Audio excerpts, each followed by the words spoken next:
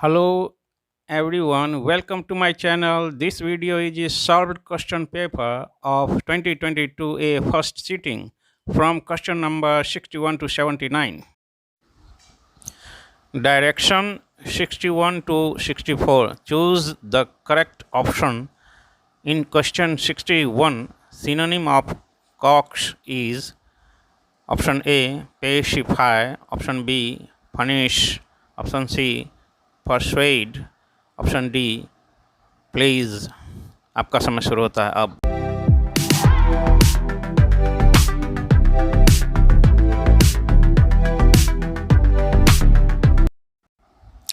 इसका आंसर होगा option C, परsuade।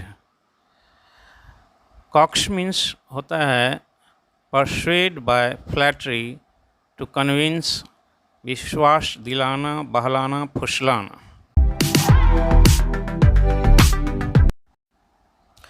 In question 62, synonym of fruitless is option A, successful, option B, barren, option C, useless, option D, insufficient।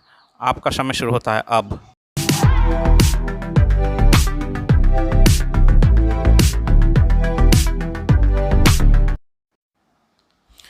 इसका answer होगा option सी, useless.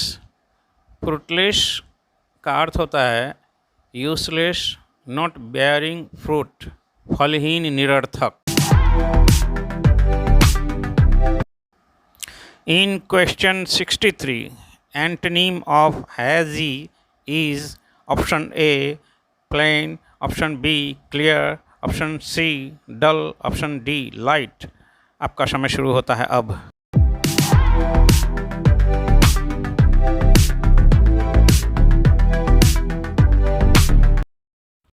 इसका answer होगा option B, clear means साफ, चमकीला, जबकि हैजी का अर्थ होता है मिस्टी, वेग, कंफ्यूज, अस्पष्ट, धुंधला। इसलिए ऑप्शन बी आंसर होगा।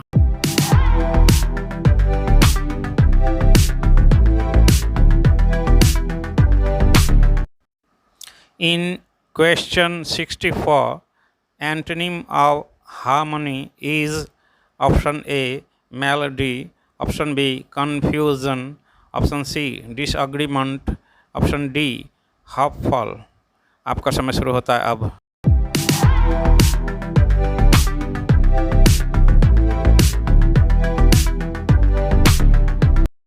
इसका आंसर होगा ऑप्शन सी, क्योंकि हार्मनी का अर्थ होता है अग्रीमेंट, मेलोडियस साउंड, कनकॉर्ड, एकता, अनुरूपता, शांति। और डिसएग्रीमेंट का अर्थ होता है विरोध, डिस्कॉर्ड। इसलिए ऑप्शन सी आंसर होगा।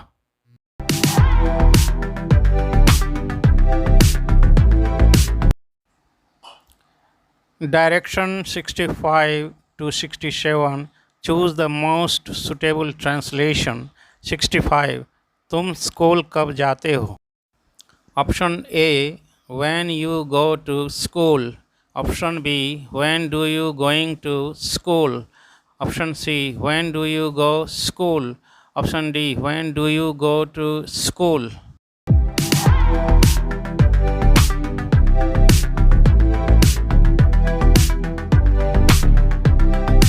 इसका आंसर होगा option D, when do you go to school। इसको ऐसे समझे तो आसान होगा, तुम स्कूल जाते हो, यू गो टू स्कूल। क्या तुम स्कूल जाते हो, do you go to school. तुम स्कूल कब जाते हो, when do you go to school. इस तरह से आंसर होगा ऑप्शन डी।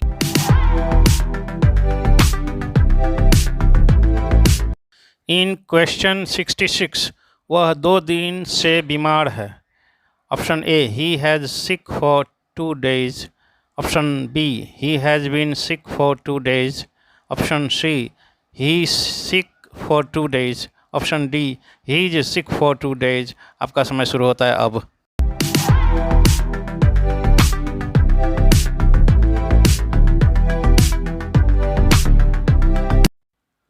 इसका आंसर होगा option B, he has been sick for 2 days। चूँकि वाक्य प्रेजेंट परफेक्ट में है इसलिए स्ट्रक्चर होगा सब्जेक्ट प्लस हैज़ और have plus V3 plus object. Question 67, क्या आप मुझसे नाराज़ हैं? Option A, are you angry with me? Option B, are you angry to me? Option C, are you angry from me? Option D, you are angry from me. आपका समय शुरू होता है अब।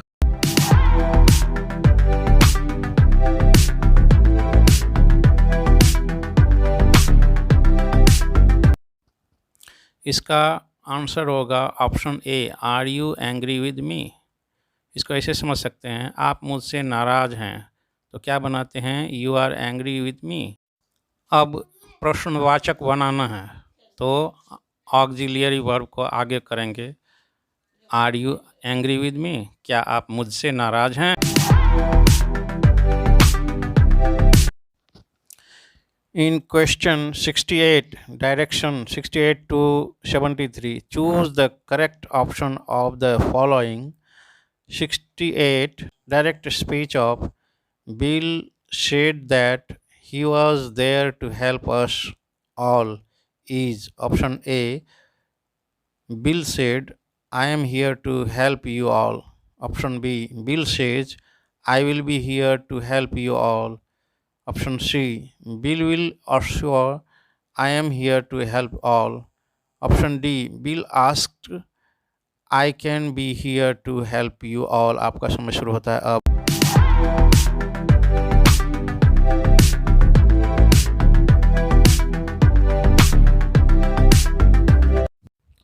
इसका आंसर होगा ऑप्शन ए। और डायरेक्ट स्पीच को इनडायरेक्ट बदल करके देख लीजिए। इन्वर्टेड कोमा की जगह पर दैट आएगा, आई प्रोनाउन को चेंज करेंगे तो फर्स्ट पर्सन सब्जेक्ट के अनुसार ही हो जाएगा। Present indefinite tense past indefinite होगा इसलिए एम का वाज होगा, हियर का देयर होगा और यू सेकेंड पर्सन ऑब्जेक्ट के अनुसार अस होगा। इस तरह से इसका आंसर ऑप्शन ए होगा। In question 69, direct speech of he said that his parents were arriving the next day is option A. He says, my parents will arrive tomorrow. Option B. He will say, my parents will come tomorrow. Option C. He said, my parents are arriving tomorrow. Option D. He can say, my parents may come tomorrow. आपका समय शुरू होता है अब।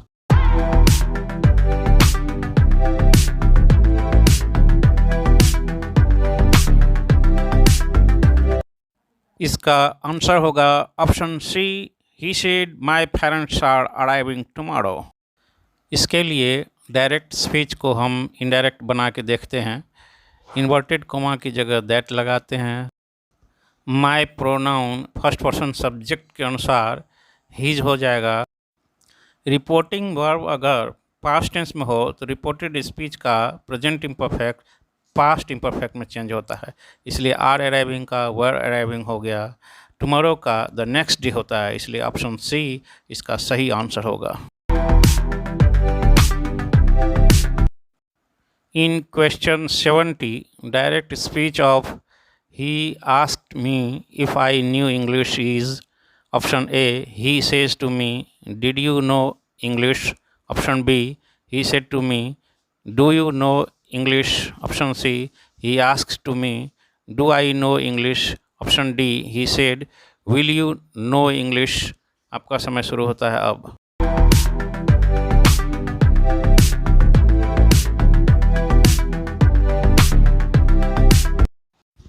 इसका answer होगा option B, he said to me, do you know English?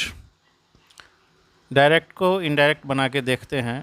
चूँकि वाक्य इंट्रोगेटिव है इसलिए सेड टू की जगह आस्क्ड लिखते हैं और इन्वर्टेड कोमा को हटा करके इसमें इफ़ या वेदर लगाया जाता है। डू डज डिड लुप्त हो जाते हैं इसलिए यहाँ पे ये हट जाएगा। और सेकेंड पर्सन यू ऑब्जेक्ट के अनुसार आई हो जाएगा और रिपोर्टिंग वर्ब पास्ट टेंस में है, इसलिए रिपोर्टेड स्पीच का नो पास्ट इंडेफिनिट में न्यू हो जाएगा।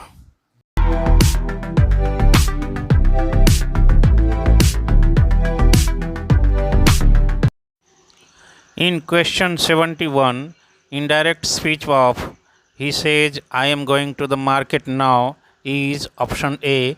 He says that he is going to the market now. Option B. He said that he was going to the market then. Option C. He says that he was going to the market then. Option D. He said that he was going to the market now. आपका समय शुरू होता है अब।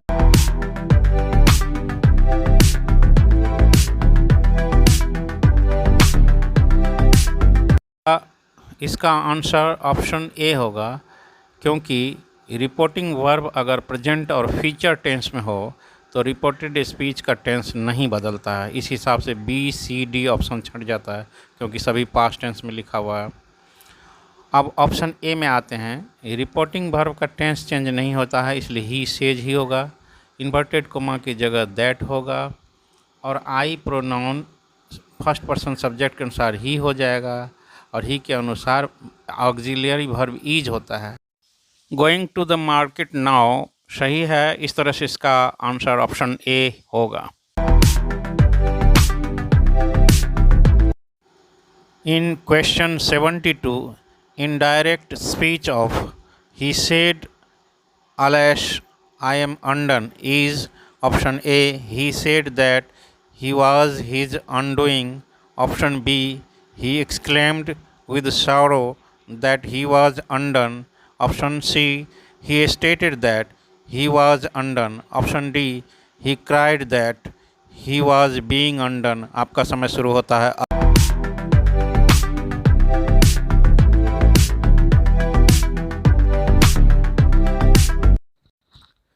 इसका answer होगा option B. He exclaimed with sorrow that he was undone. Actually ये वाक्य जो है एक्सक्लेमेटरी है, इसलिए इंटरजेक्शन शब्द अलेश इसमें हटेगा और शेड को हटाते हुए एक्सक्लेम्ड विथ सॉरो लिखते हैं, फिर दैट लिखते हैं और आई प्रोनाउन फर्स्ट पर्सन सब्जेक्ट के अनुसार ही हो जाएगा। और चूँकि रिपोर्टिंग वर्ब पास्ट टेंस में है, इसलिए रिपोर्टेड स्पीच भी पास्ट टेंस में हो जाएगा, इसलिए वाज अनडन हो गया। इस तरह से आंसर बी होगा।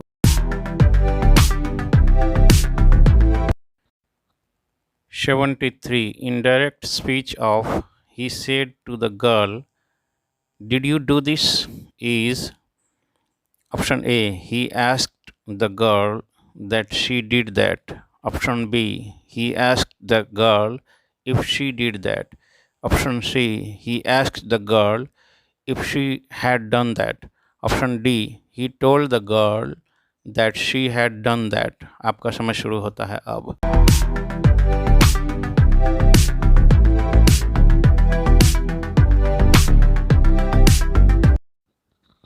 इसका आंसर होगा ऑप्शन सी। चूँकि सेंटेंस इंट्रोगेटिव है, इसलिए शेड टू के जगह पर आस्क्ड लिखते हैं और इन्वर्टेड कोमा की जगह इफ़ लगाते हैं। डू डज डिड इसमें हट जाता है और you pronoun second person object के अनुसार सी हो गया। और रिपोर्टिंग वर्ब अगर पास्ट टेंस में होता है तो रिपोर्टेड स्पीच का पास्ट इंडेफिनिट पास्ट परफेक्ट में हो जाता है। दिस को दैट में बदला जाता है। ऑप्शन सी का हिंदी अनुवाद, उसने लड़की से पूछा कि क्या उसने ऐसा किया है। Direction 74 to 79, choose the correct option of the following. 74. Active voice of his loan has been paid off by his friend is option A. My friend paid off his loan. Option B. His friend has paid off his loan. Option C. They have paid his loan. Option D. He paid off his loan. आपका समय शुरू होता है अब।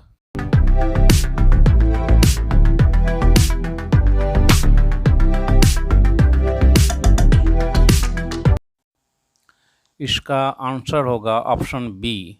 इसको समझने के लिए हम ऑप्शन बी जो एक्टिव वॉइस में है उसको पेशिव में बदल के देख लेते हैं। तो एक्टिव वॉइस का ऑब्जेक्ट हिज लॉन पेशिव वॉइस में शुरू में आ जाएगा सब्जेक्ट की जगह, तो हिज लॉन उसके अनुसार हैज होगा। और फिर चूँकि वाक्य प्रेजेंट परफेक्ट में है इसलिए बीन भी लगेगा। उसके बाद V3 होता है इसलिए पेड अप होगा, और उसके बाद बाय प्लस एजेंट होता है इसलिए बाय हिज फ्रेंड होगा।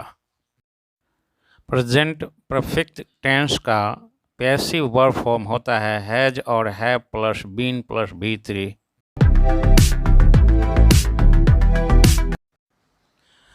In question 75, active voice of can the parcel be sent by us tomorrow is option A, can be the parcel sent by us tomorrow.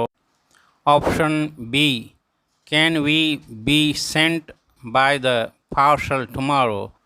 Option C, can we send the parcel tomorrow.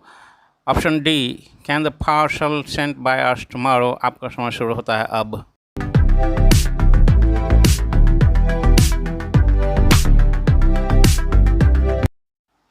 इसका answer होगा option सी। और इसे समझने के लिए active voice जो option C में है उसको पैसिव में बदल के देखें। तो जैसा कि मैंने पहले भी बताए हैं पिछले वीडियो में कि अगर वाक्य इंट्रोगेटिव हो तो उसे असर्टिव में चेंज कर लें और फिर असर्टिव पैसिव बनाएं और फिर इंट्रोगेटिव पैसिव बनाएं। तो इस वाक्य का अगर हम असर्टिव बनाएंगे तो we can send the parcel tomorrow होगा, और फिर इसको पैसिव बनाएंगे तब the parcel can be sent by us tomorrow होगा, और फिर इसका इंट्रोगेटिव पैसिव बनाएंगे तो can the parcel be sent by us tomorrow होगा। तो इस तरह से हम गलती से बच सकते हैं। एक्टिव वॉइस का हिंदी अनुवाद क्या हम कल पार्सल भेज सकते हैं। पैसिव वॉइस का हिंदी अनुवाद क्या पार्सल कल हमारे द्वारा भेजा जा सकता है। Question 76, active voice of good news is expected by us is option A, let good news be expected. Option B, expecting good news from them. Option C, let us expect good news. Option D, we expect good news. आपका समय शुरू होता है अब।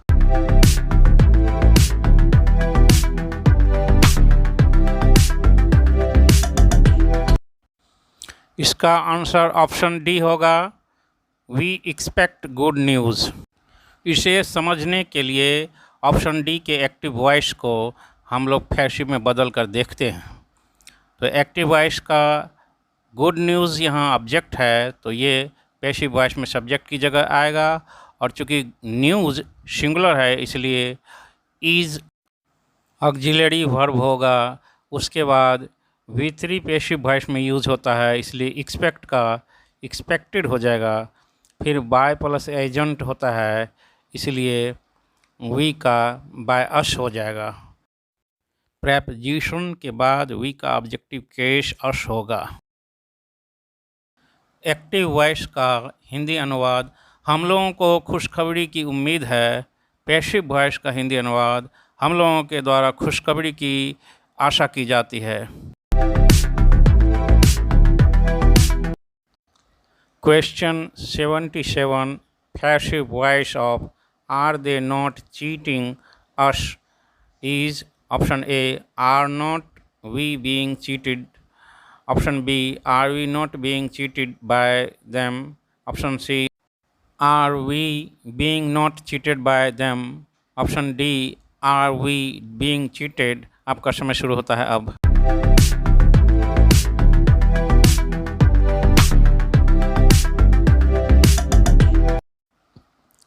इसका answer होगा option B. और पहले कई बार बताए हैं जब सेंटेंस इंट्रोगेटिव हो तो उसे पहले असर्टिव में बनाएं, फिर असर्टिव पैसिव में बनाएं और फिर इंट्रोगेटिव पैसिव में बनाएं। तो चलिए हम बनाते हैं। आर दे नॉट चीटिंग अस, ये इंट्रोगेटिव सेंटेंस है तो इसे असर्टिव बनाएंगे तो ये हो जाएगा दे आर नॉट चीटिंग अस। फिर इसको असर्टिव पैसिव में बनाएंगे तो क्या हो जाएगा, we are not being cheated by them. और फिर इंट्रोगेटिव पैसिव बनाएंगे तो हो जाएगा are we not being cheated by दम।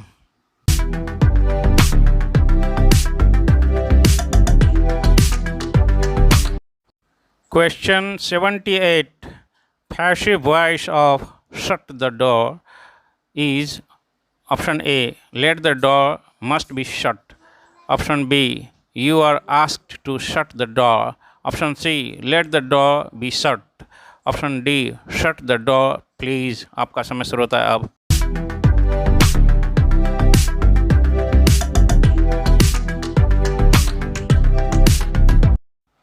शट द डोर ये इम्पेरेटिव सेंटेंस है और इसका पैसिव वॉइस लेट से शुरू होता है और उसके बाद अभिष्ट ऑब्जेक्ट के साथ बी प्लस V3 यूज होता है, इसलिए option C let the door be shut इसका आंसर होगा। Question 79. Passive voice of The thief broke the lock is option A. The lock has been broken by the thief. Option B. The lock was broken by someone. Option C. The lock was broken by the thief. Option D. The lock can not be broken. आपका समय शुरू होता है अब।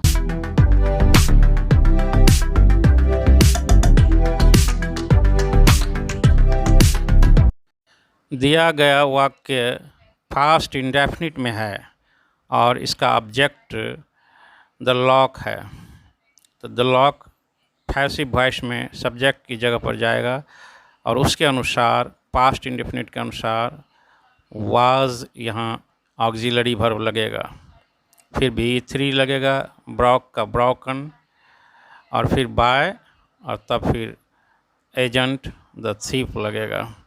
इस तरह से वाक्य हो जाएगा the lock was broken by the thief. Answer C होगा, ऑप्शन सी।